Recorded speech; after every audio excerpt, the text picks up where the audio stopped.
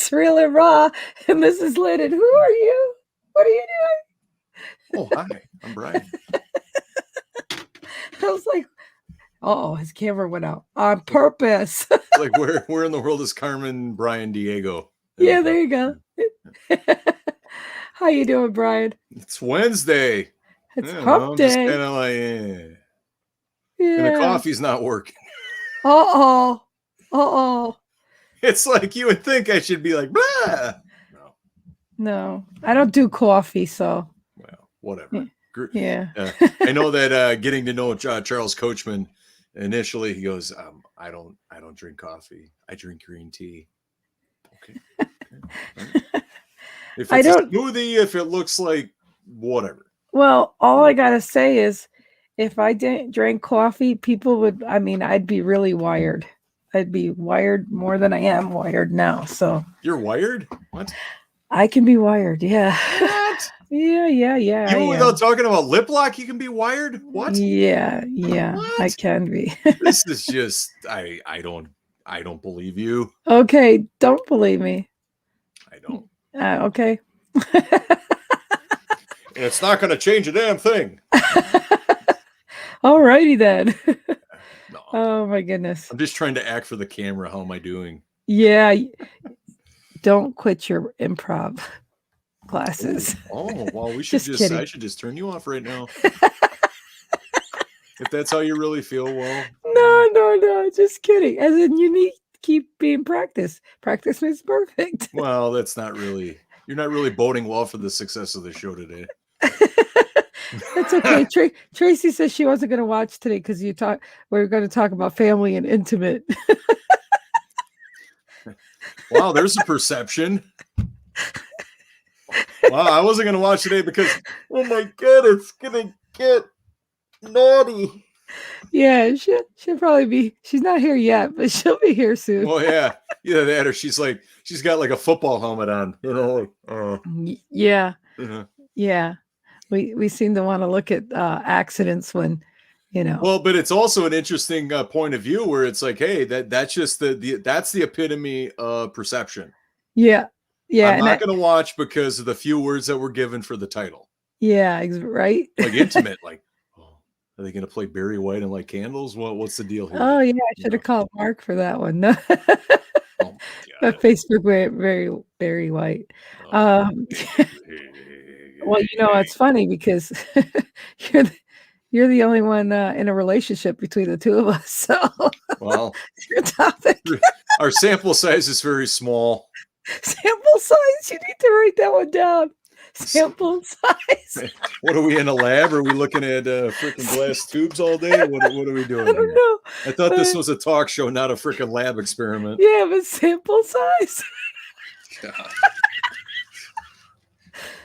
The only thing that comes to mind is like snack size Cheez-It bags. You know what I mean? Okay. Like snack size. Sample size. It's the same amount of chips as before, but we put more air in the bag. Sample size, man. No supersizing it today. We're going to sample size. It seems like more than a mouthful is needed. Oh, that might not be appropriate, but well, we're real and raw. So. That's right. And we're Friday. Yeah, there's a great new show out called Real and Raw with Lynn and Brian. What's Real and Raw? Got a great show I've been watching. Real and Raw with Lynn and Brian. They do it during the week, and it's really good. Real and Raw. Yeah, I know. It sounds kind of like, but they keep it clean most of the time. What does really most mean? Of the time.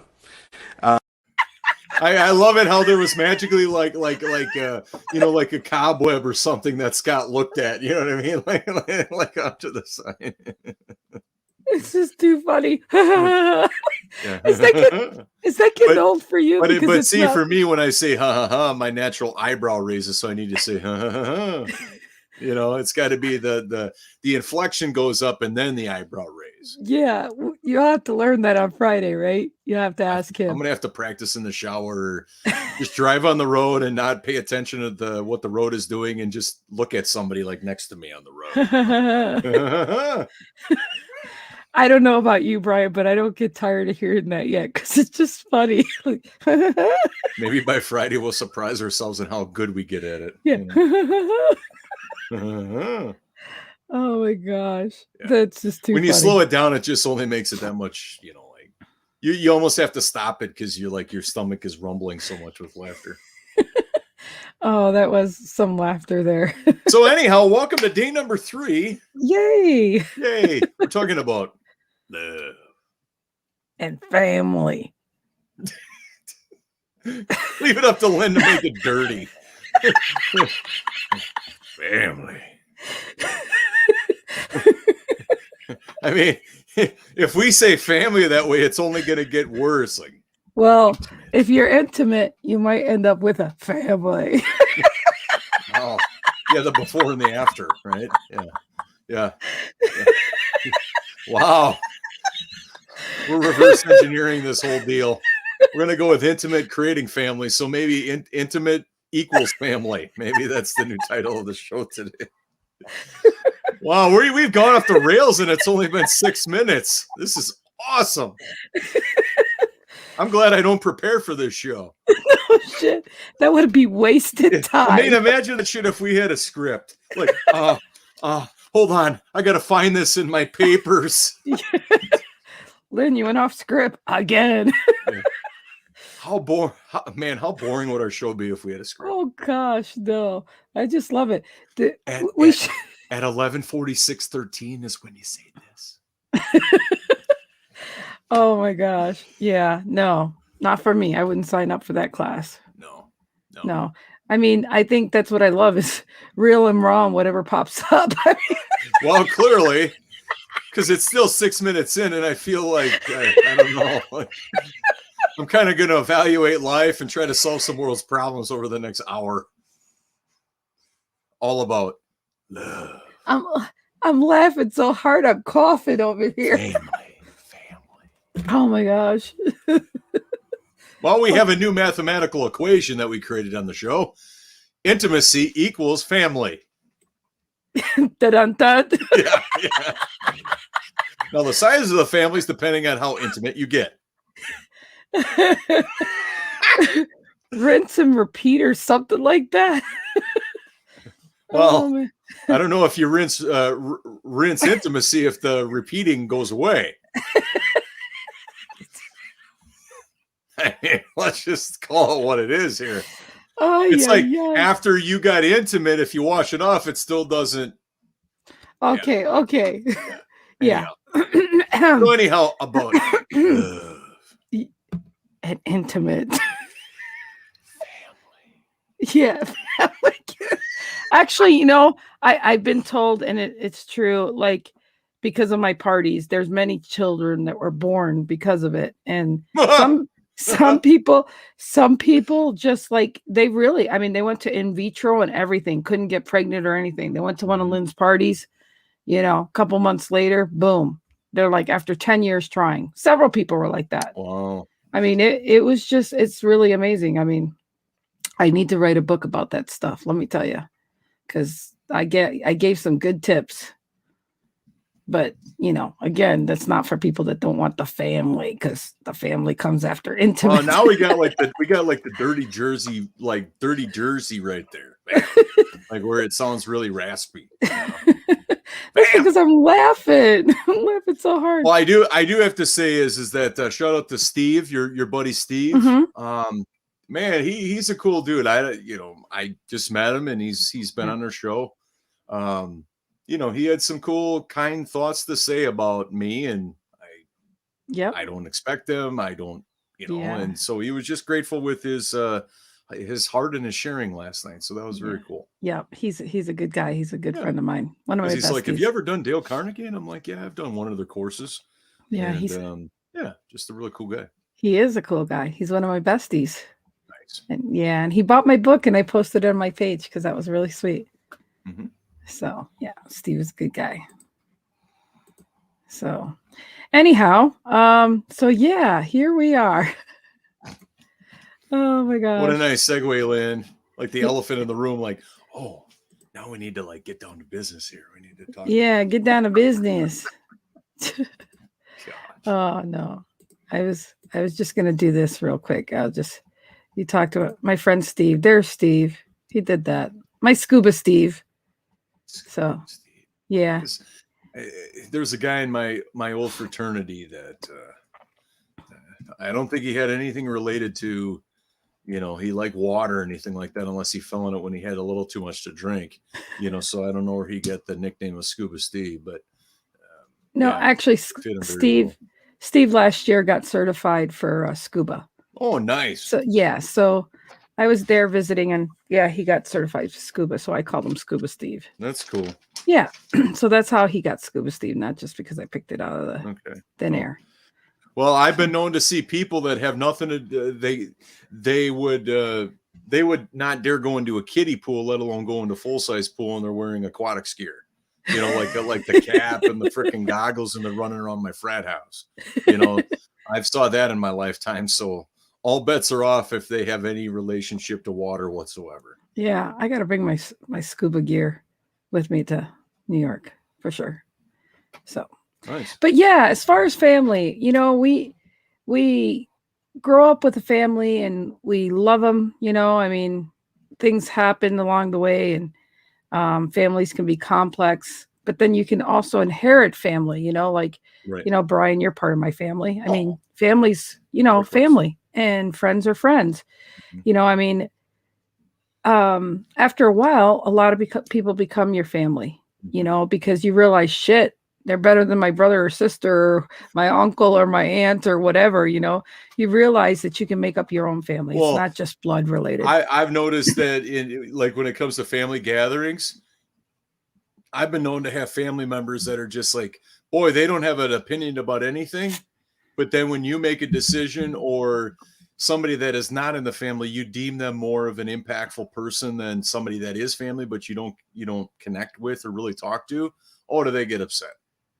Yeah. They get upset from a standpoint like, well, we're family, but we never talk.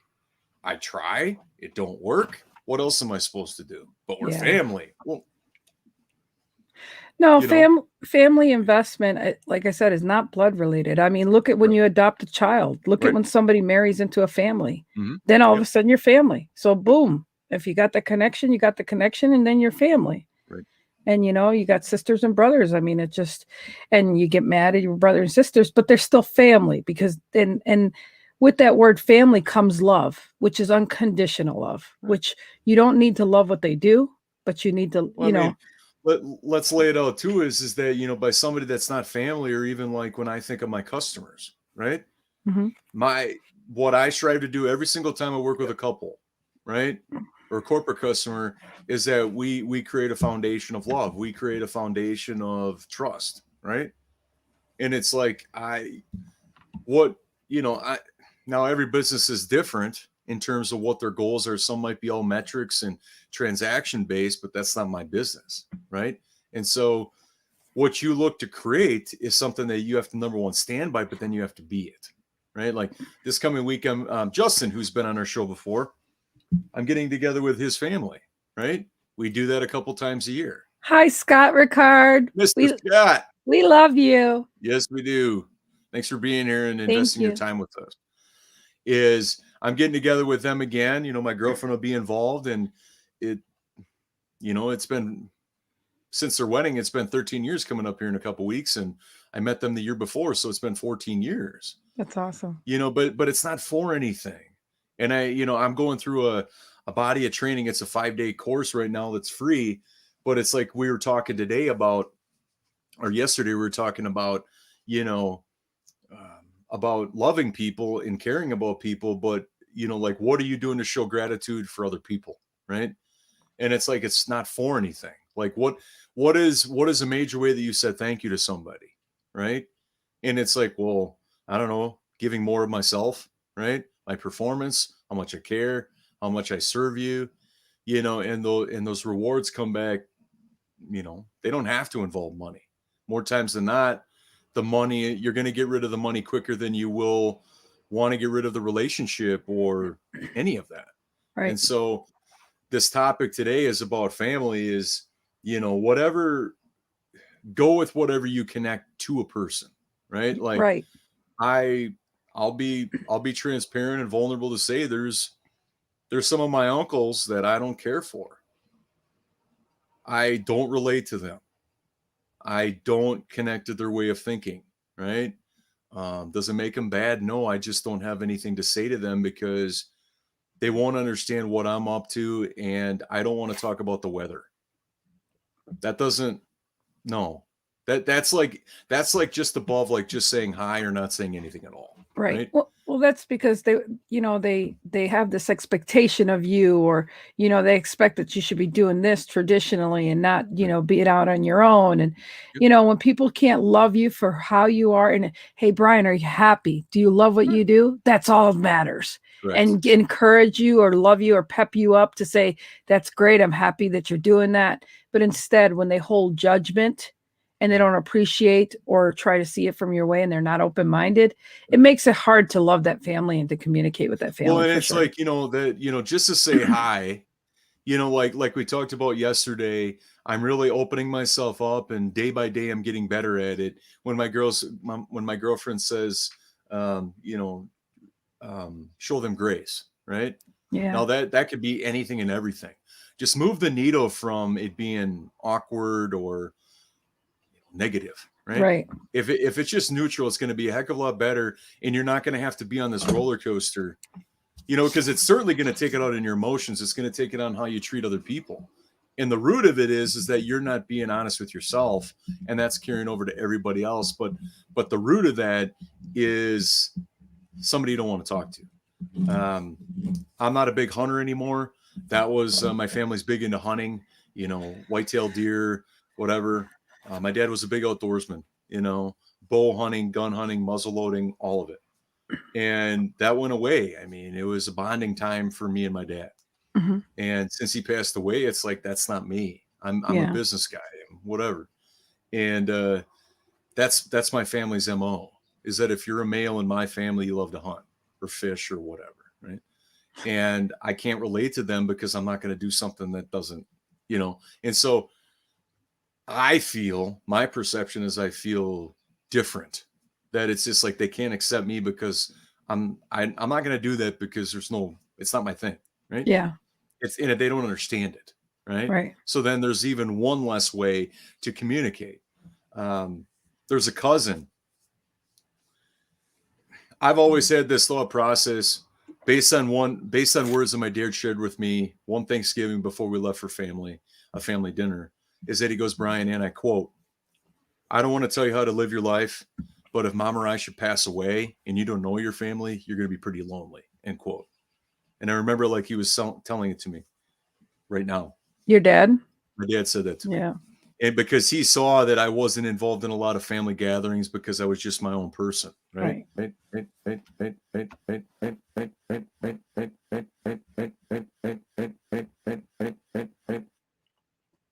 All righty then. I will have to wait for his story in a minute. Not sure what happened to Brian there. He was talking about his family, and I'll be right back. But so it's just me. I can do a song and dance. Oh, no, there he is. Hey, what happened? Hold on, we're on camera.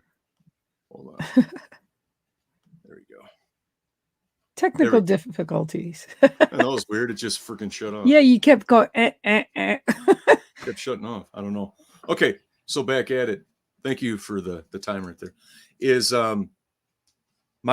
So after that, it was just like, okay, there's some people I just don't know in my family, right? Like my cousins, right? Like who they are, not the surface level stuff. Right. Because I'm not a surface level person. I want to know why somebody ticks. I want to know why they're happy. I want to know why they're grateful. Like what really triggers them, right? Like really what lights them on fire, with why what they're passionate about, right?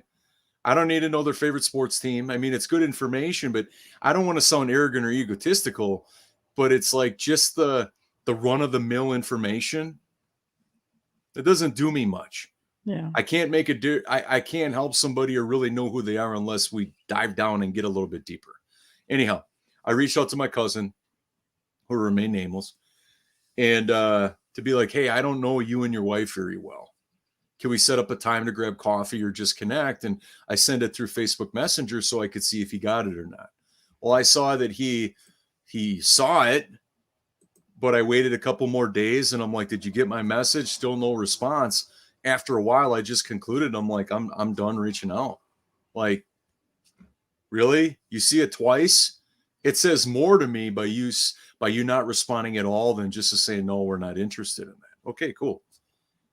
So then how am I supposed to interact with you if you can't even give me the decency of a quick response? I don't tolerate that. That maybe I'm wrong. Maybe I just need to get over myself, but that's downright, that's not right. You don't do that to somebody, you know? Yeah, well, but then again, you don't know why they probably couldn't text, or they were on a phone call or something and then they forgot, because I've done that too, per se. And it's really hard. You read something, but you don't have time to respond. Well, we're talking like, a couple weeks or a month apart. Yeah. Yeah. When you have other messages. Yeah. That's not cool. So, it's, that's why it's just like when and I think it's also true too. Like in my case is that I was one of the first people in my family to go to college. Right. And I think that even that is something where it's, there's your family is, your blood family is always your family, but your sense of family is going to change as you evolve through life. Does that make sense? Yeah, for sure. Is that because obviously the closer you are and you're doing similar things, but then you go off to college, well, you're not around the normal every day, right? You're going somewhere else and being called to do something else. But then when you come back, you might have some connection or whatever, but it's going to be different, So it's like everywhere you go, like wherever you put your attention, there's a possibility of creating a family-like structure. Right. With like-minded people. Right. Well, and like my one brother, he has only one child and he's a lot younger and doesn't have any siblings, and we always worry about, what family he's going to have, because they live out, kind of what my dad calls the boondocks in Georgia. The boondocks. The boondocks. And so, but it's one of those things where, if you learn that the people you surround yourself and you become close with can be considered family, you're never alone, and so I think you're surrounded by people that love you and support you. Yeah. So you're okay. I also think that a true measurement of family when it comes to love is that when somebody's terminally ill, or when somebody is on the verge of going up to heaven and the afterlife, is that when everybody comes together. A cool metric I've seen, and it's not meant to bring any numbers to the table, but just an observation, is how many people are forever changed as a result of it. The family that leans in together, and then through the course of time, they don't go back to their world. They stay locked in, as if this thing happening right is an awakening enough for us to lean into it more. Right. Yeah. I've seen that with a lot of families too, where they're like, oh shit, we're being pecked off one by one now. We might stay together and enjoy whatever memories we have left. So I have seen that, especially with matriarchs and, and that kind of thing. So yeah, it's either a make or break kind of thing, but it is nice to see when big families, may not talk together, but when there's an emergency or something comes together, right. Just like when I was out here sick and I was several times I was in not a good way here. All my brothers and sisters reached out to me. And, at the hands of my mom, who would always stir things up, she would find a way to get everybody together to give me a call or reach out. Or, I've had siblings one by one come out here, drive all the way out to Montana to make sure I was okay. And, and stuff like that. So it really is nice to know that, that bond is an invisible bond between family is, well, I've always found that, even though I'm stubborn just by nature, I try not to be, but it's one of my things, is that when you're always in action, regardless of how you feel, that makes it a lot better. Right. Yeah. Like family reunions. When my dad passed away, that's when we started up our family reunion again. And it was great. But I noticed that for the first 5 years or whatever, my mom would be the main person because she's an excellent cook. She would do it. She's one of 13 farm children. So Wow. of course she's not afraid of working hard, and that's what it is, right? But just the sense of family is why she wanted to do that, right? I mean, she'd always be the last one to eat, where it's like there's a spread of food and it's like German and Irish, right? There's never a shortage of food at any family gatherings, right? I mean, not only is there a lot of food, but then everybody brings a dish to pass, right? Wow. And so so what I'm trying to say in a short sentence is that the action you take is enough to show your commitment to family. Like, Right. hey, so like if you're trying to plan a family reunion, it's like, I'll handle the food or I'll handle grilling. Okay. So then you take an action versus like waiting to be prompted for something, or if you need something. No, be in action. Right. Because like some of our mentors have said, if you're ever stuck or ever in your head about something, be in motion. Right. Help somebody else out. And so that's one of the ways that it's just so easy that if you can muster the ability to do it, it's going to make a difference, because whatever you're sitting with will just kind of fade away, Oh, yeah. and give people grace. That's something I'm working on. I mean, I reference it a lot just because I know that there's some really good stuff in there that I need to take on, Oh, yeah. because when I was talking to my girlfriend and my therapist yesterday, is that it's like how my anxiety goes up and I get into panic attacks is when I'm disrupted by I'm a social person, but then there's moments where I feel like my self-worth, or I don't want to talk to that person or whatever. Well, that's where it gets disrupted, is when I just can't say hi or put out a hand and just say, hey, nice to see you again, or whatever. Yeah. It doesn't mean that you have to be best friends with that person. No. And obviously it's up for each of us to determine what love is per group of people, as we're talking about this week. It comes down to peace of mind. Yes. And when you love, if you do it straight in the board, it's just like your children. I mean, for me, having 3 girls, I honestly I have never have taken and looked at my daughters like, I love this one more. Like, right. I just, that's just something you just don't do. You don't play favorites like that.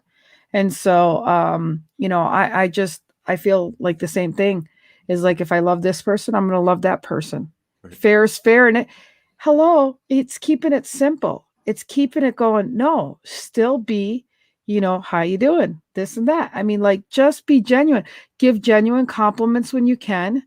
Give kudos when you can, and let it go. And just, don't hold those, yeah, that was good, and not tell somebody. I mean, just because it'll make you feel good to say, well, I already told them it's good, or I appreciate that, or whatever. I mean, I'll tell you what, when I call somewheres, I always ask the person, how are you doing? And there's always a silent pause. Of course there is.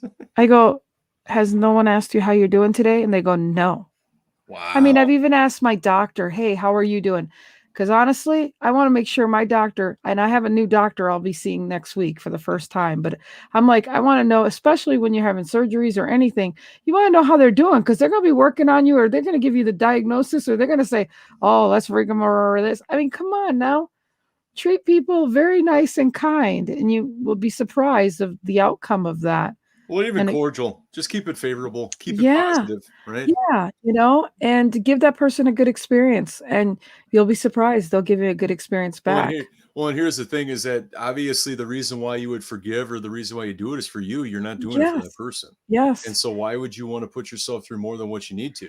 And not only that, when you do come across that person later in life, you could feel good. Oh, I told Brian, I said, sorry. And I cleared my conscience. Hi, Brian. And he may still say, I don't care if you said sorry to me then, but that's his problem. That ain't my problem. Right. I was like, I'm treating them like, hey, how you doing? Because when you ask somebody to forgive you, or you apologize for something, it's supposed to be forgotten. It's supposed to be let go and move on. And people get stuck on that last thing.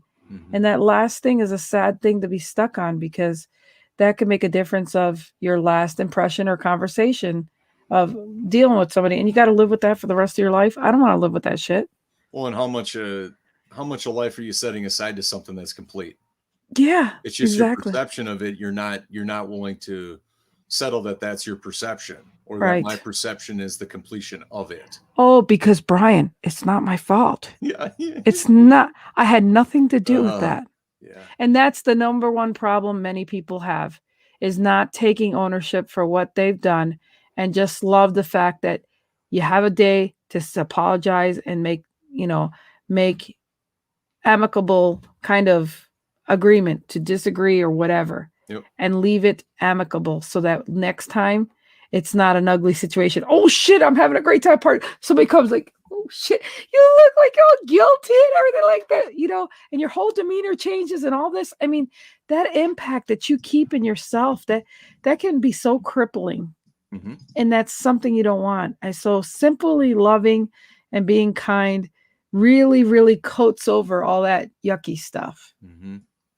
I've, as you were talking, there's whatever that is. I mean, whatever that is, that just brings it back to, and here's the thing, is that in the moment, it might be and it likely is the most difficult thing you're ever going to say, because you don't know how it's going to go.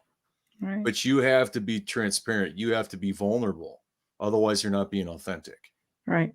And if you're not being authentic, what's the point? Yeah. And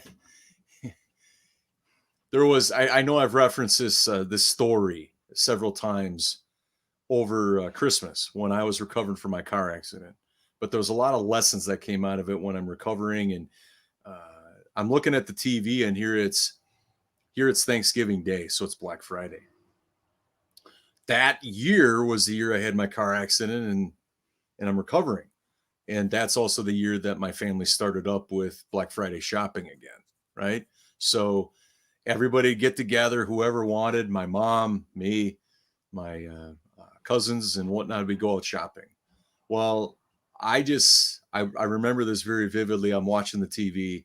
They had national coverage, where they're showing people trampling each other for the $49 special. And then they cut to local footage of a helicopter shining down on a mall. And immediately I thought to myself, I'm like, wow, how many of these people, I just thought big and macro, how many of these people are willing to spend hundreds of thousands of dollars on gifts collectively versus having a difficult conversation? Because what is the indifference? Yeah. The indifference is not that they want another gadget. The indifference is that you don't want to have a potentially uncomfortable conversation. Hi, Charles. Mr. Coachman. And so that's always stood with me, because I know that we all have to live life through our skin, and we have to do things when we feel, but if anybody's dealing with anything right now, it's more difficult to not deal with it than to deal with it and let it go. Right. Yeah. Prolonging. How long are you going to let feelings in your health and whatnot fester over something that is only taking days off? I have no research to prove this, but it can't be good for your health. No. It can't be good for your neurology. No. And so and it's all over a conversation. People buy gifts for each other thinking that that's going to make the problem go away. No, heck, you could be the only one with a misunderstanding, and they don't know why you're upset at them. Right. They just know you're indifferent, or that they don't want to relate to you, or you don't want to relate to them, So that's a huge thing, that people will spend endless amounts of money on things to make stuff go away. But it's just like having all the money in the world and having all these accolades, but you're miserable as a person. Well, same thing. What about the fact, though, Brian, for me to sit here and assume I have to have a hard conversation with you, and to assume how you're going to react or what you're going to say about it, right, makes it even ridiculous for what you conjure up in your brain. Absolutely. When you're without actually confronting the situation. So, it really is. And of course, people wait until the last minute. That's why the other person is suspect, or they ignore it, or they just deflate it, and want to disregard it, is because, like, oh my God, this person wants to talk to me. Something, their antennas go up to be like alarmed. Why? Right? Well, and here's the thing. That one conversation is many other small conversations unresolved put together. Right. It's not one conversation all that just blew things up and made it, irreconcilable right now. Well, It's a things series of things. It's a series of hurt feelings, people not being heard, and things it get just accumulates it. yeah, it gets exasperated, without because like you said, there's that freaking hole in the lining of the pool again. Let's put another freaking patch on it and hope it doesn't burst, a plumbing job or whatever you want to call it. And in our brains are and when I was in Milwaukee, and this because we talked and you gave me some coaching, is that when your brain is not functioning properly because of whatever, lack of sleep, lack of nourishment, lack of exercise, whatever it is, it's gonna think through things that it's gonna make you think things that are not happening out in reality. Absolutely. Yeah. It's like And deprivation. correct. Hi, Scott. There he is. There he is. We played your clip earlier. You missed it. We're Scott, just so you know, we're trying to mimic you in terms of the last part where you're just like there it is. Yeah. We played the clip back at maybe 1/4 the speed to know that you had the little inflection of your voice and then the eyebrow raised up a little bit. So yeah, we've been doing a little research to get ready for Friday with you. So yes. Yeah. And that is and it's like I've came to the point where it's like I know that this is not happening out in the real world. Like nobody's making me wrong, right? Right. So why would I want to make them wrong, right? Right. It's just you become so sensitive and hypersensitive to things, and yeah, I mean it's truly a chemical imbalance. So. Right. And it has to do a lot with your energy. You do pick up, people don't realize their energy as much. I know that you're getting more aware of your energy, which is awesome because Right. That's such a gauge I try to help people to understand that those gut feelings and those things that they feel, they're stirred up and they might not indicate the actual thing that's happening, but the warnings and the whispers are happening to warn you that you've got to be aware of your surroundings and what's going on. And so I'm glad that you're learning the difference of the friction. And I even talked to my therapist yesterday and she goes, okay, so hypothetically, let's say you're at another conference and you run into some people that you don't want to be around, what would you do? And I'm like, because everything I did I brought on, right? I mean, it's the first conference in 2 years, first in person in a year in my industry, and there's some people I just don't care for, but it doesn't mean I have to, I can still be cordial. Right. But it doesn't have, and that's what I'm working on right now is separating. I can still say hi to you and be cordial, but I don't have to be your best friend. Right. Yeah. Somewhere in my brain, it's kind of like they're married together. Somewhere. Yeah. No, and that's what I like about you, Brian, is you're moldable right now. You're like clay. You're able to realize your faults. We all have faults. Oh. But we don't know them till people, say, hey, this, did you notice you're doing this or that? Because it's just, like I said yesterday, we are copycats. I mean, we copy people that we like. We emulate people that we like. We pick things up from different people, whether it's accents or talks or dress and this and that. But it's the combination that you use that makes it authentic to you. And so when you realize, and sometimes it takes to learn from someone else doing something that you actually do that you don't like when you see them doing, right. But you acknowledge that they're doing, you're like, why does this bother me? Shit, maybe because I can call it out because I do the same thing. And I don't like how everybody's receiving that. And then that's when you can do betterment and change. We can change at any time whatever behavior we don't like in ourselves. Instead of hating ourselves, don't hate yourself, hate what you were doing or don't like what you were doing and replace it with something else. Correct. And so many people that feel they're broken when they come to me and they're coaching them, I'm like, no, let's work on what you don't like about yourself so that you like yourself, so that you enjoy. And the things you do like about yourself, go ahead and be and do that more. And you'll be doing less of the things you don't like. Correct. So It's really important to know that. So that's, and in families, I think we're blessed with families to realize, oh shit, if this is my inner world, my close world, can you imagine what outside this house is? And you do. It's like, it's worse than where you lived. So, I mean, you're blessed with all these different things that you grew up with, but they're skills and they're blessings because you have a gauge to know what's good and what's bad. And that's what I've had in my life. I had a good life and it turned into chaos to whatever. But I have gauges of what's good and what's bad. And everyone has that in their life. Everyone has ups and downs in their life that they can look at and say, look, it's just like the weather. It'll change. Wait 15 minutes, Right.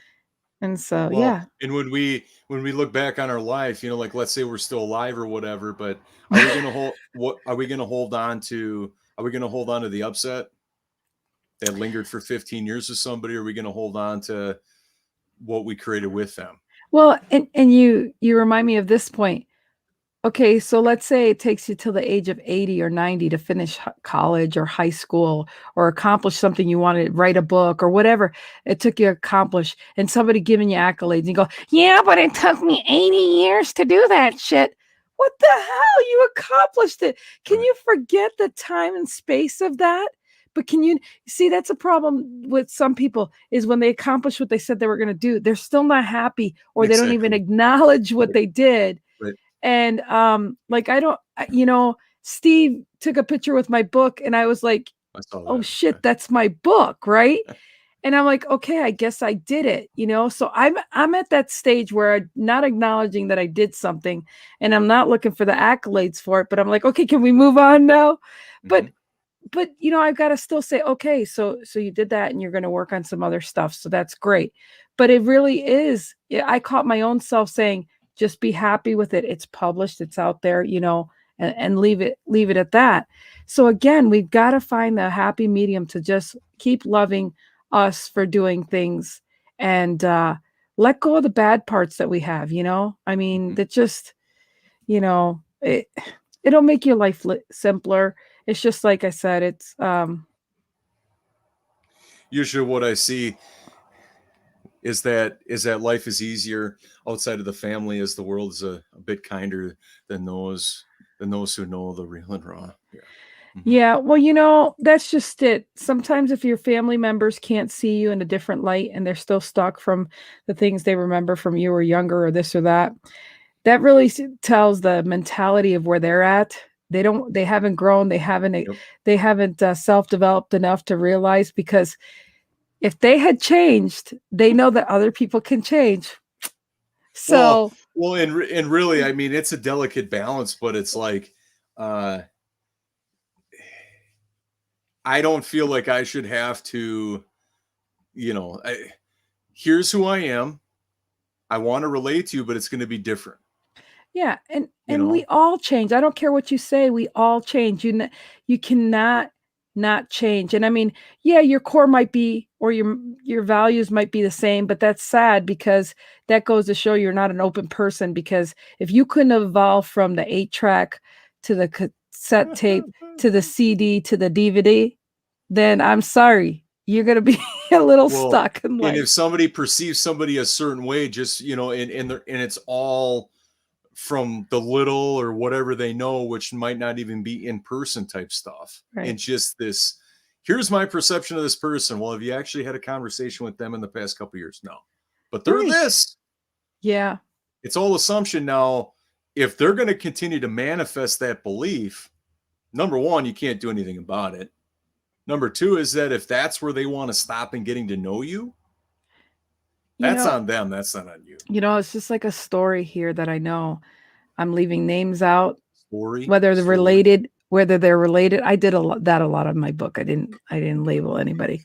But it's just like, maybe you don't know that this person that went ahead and was judging people with special eds, they were disrespectful and not kind. And here goes 10 years. You haven't talked to them because you think they're judging, right? Mm-hmm. But what you don't know is they ended up with a special needs kid themselves. Right. You don't know that because you haven't talked to them. And if you would have talked to them, you would realize that their humble pie now is that they didn't know then that they would end up with a child that they mocked themselves. Right. And I truly can tell you this by several people I know. But what I'm saying is, you judging what you feel like, oh, they were a bully and they picked on people. You don't know how their life turned out. And that maybe their words are eating crow. And now they're in a humble place to say, I shouldn't have mocked them. I shouldn't have whatever. And here you are judging them, and they were already being judged. And again, judging others is like the wrong thing to do, because you have no idea. There's 360 perception to anything in life. And so, yeah. Well, it is.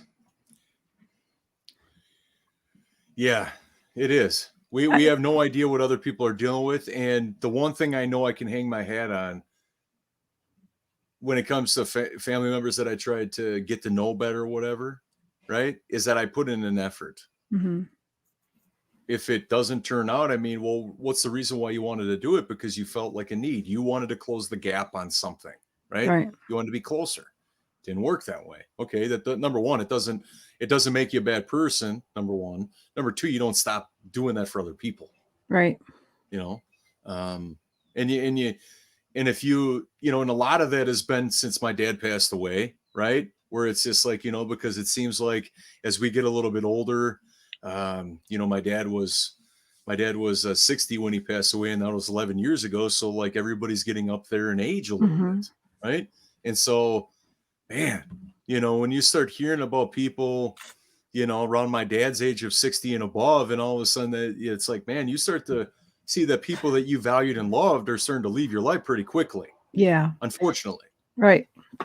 So that has impacted me a lot too, where it's like, man, all these great people that have influenced my life are like leaving my life, and I don't like it. Yeah.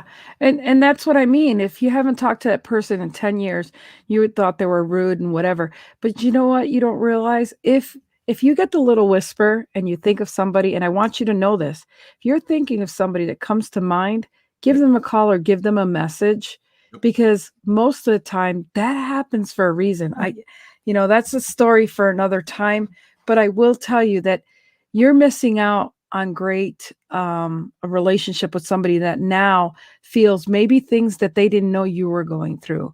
Like, good example, if you're outs with somebody that they lost a parent when they were younger, and then here you thought you judged them and you didn't realize that they were jealous because you had two parents. Now you're missing one parent, and then you go to talk to them and you're like, wow, I can relate to that person now.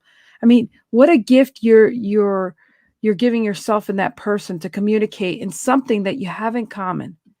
I mean, that's family. Like, I really believe we're all in each other's life for a reason. And there's gaps in times that fill those holes, especially when you need it. And one thing I do think that's really cool is when someone passes away, that family and friend that haven't talked to that person a long time, they make time to go be and support that family. Nothing means more. It gives me chills to think about that. But it with somebody leaving in death, it's amazing how it brings so many people together, like you said earlier, Brian.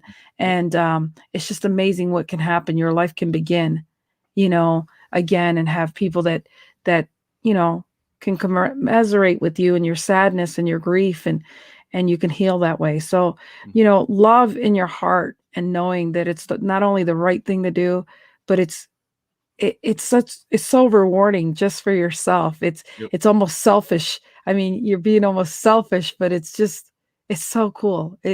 You'll feel so much better by just giving love, and that's it. Mm-hmm. Well, and I think also another thing too, is that when you start to get in your head about it, instead of just freely giving, like where it's always a green light, that's when you run into problems.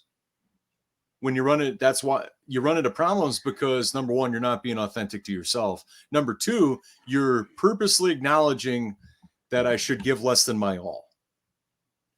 No, you just give, right? Yeah. You give freely, and somehow magically what you gave right now is what you gave. And then the next time you'll continue to give.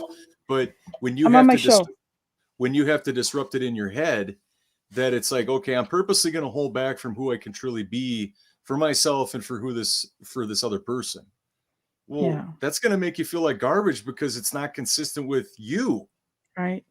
And I've witnessed that where it's like one of the things I tell myself often is live your truth, right? It's a phrase I live by. Well, am I living my truth? If I feel like I got to fit in, if I'm not being authentic with people and just saying hi, those little things add up to a lot, you know? But It's hi, your Roxy. She sister. kept calling me. I just finally said, I'm on a show. Hi, Roxy. Roxy, your sister is on a show Monday through Friday. 1 at o'clock. 11 o'clock Mountain Standard Time. Every day, Monday through Friday. Yeah. Well, like I said, things change. I mean, my sister and I have been having a really good relationship That's now, great. and again, relationships have to work, Yep. you need to appreciate people as human beings, and we all grow up, and if you have that love there, you find somehow to communicate with that level of love when, all else fails, go back to your corners and then start again, kind of thing.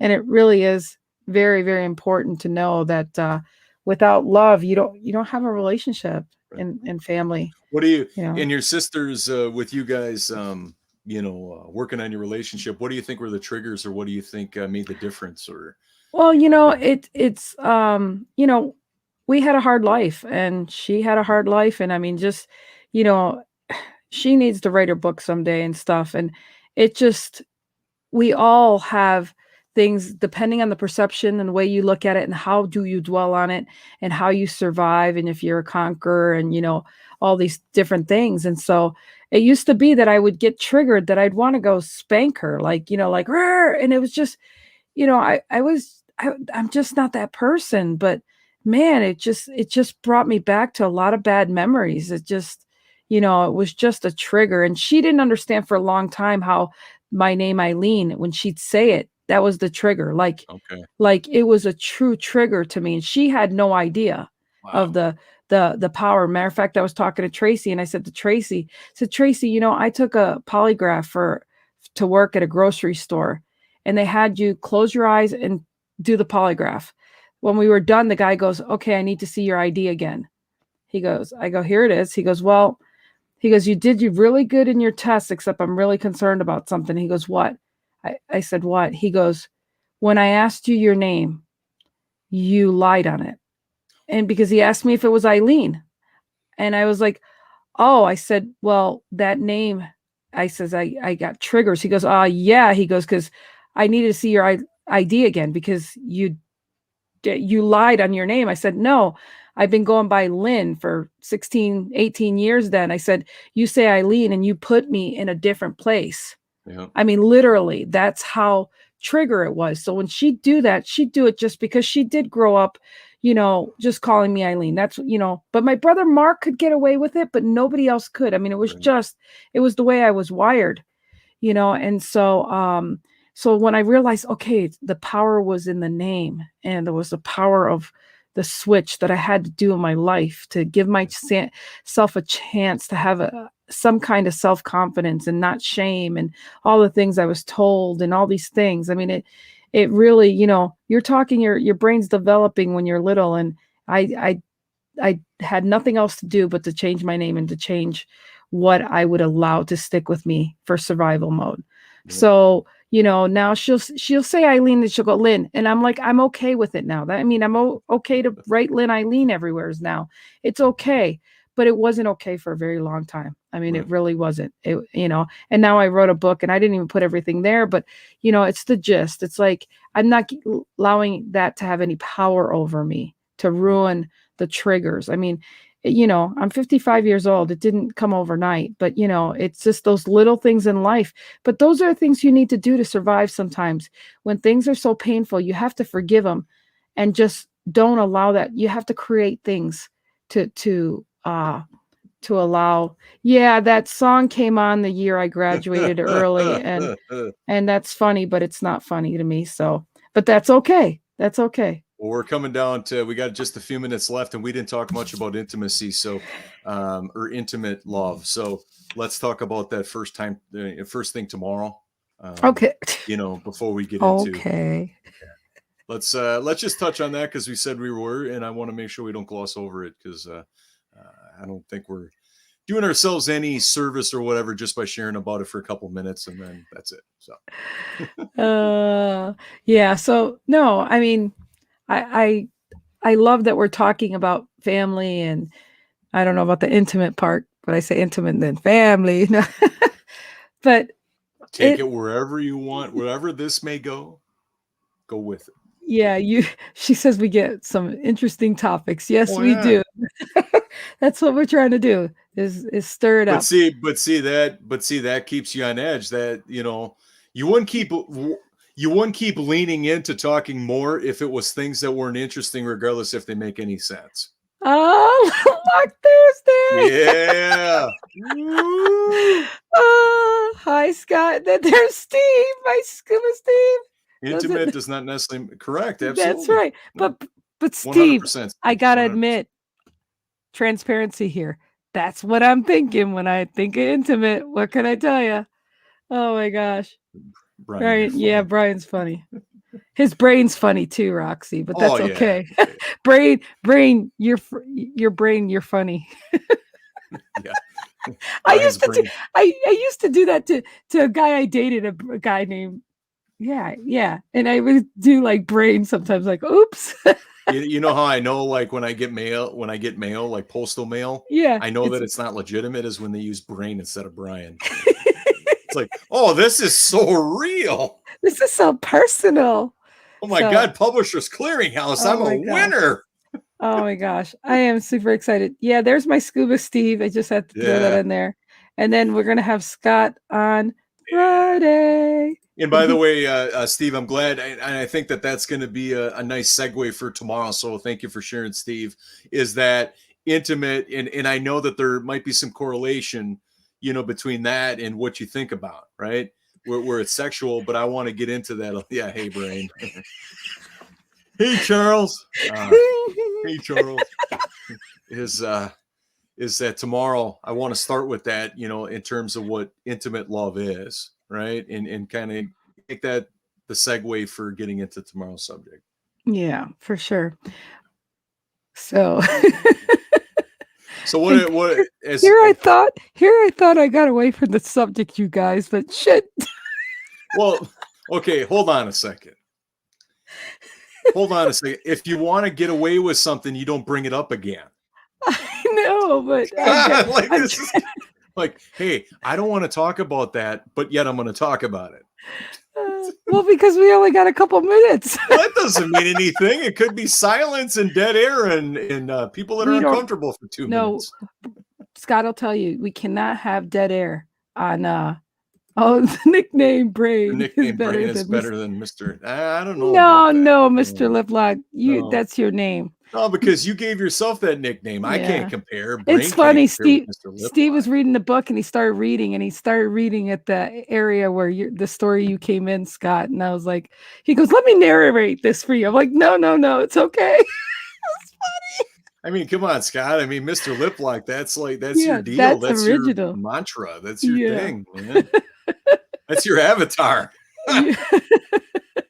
At least for this show, okay? Well, yeah. We won't stereotype. I don't know if we need to go as far as like business cards. And, no. That. Like MrLiplock.com. No. We need to go that far. No. That might be something entirely different. Whoa. Oh my goodness. You guys, we want to thank you so much for being here as always. Everyone. And we have only one more day. And then we're going to have Scott on Friday. I am super excited about that.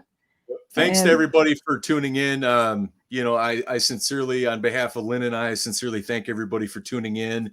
I know that Scott Ricard and Steve and anybody that's on, like Helen and Charles that tunes in, it's like, man, I go through the messages and it's like, it's just, I know it's awesome. It's unbelievable of, how much I'm grateful for everybody's time because it's precious. So absolutely. Thank you for tuning in and contributing. And hearing us embarrass ourselves for an hour.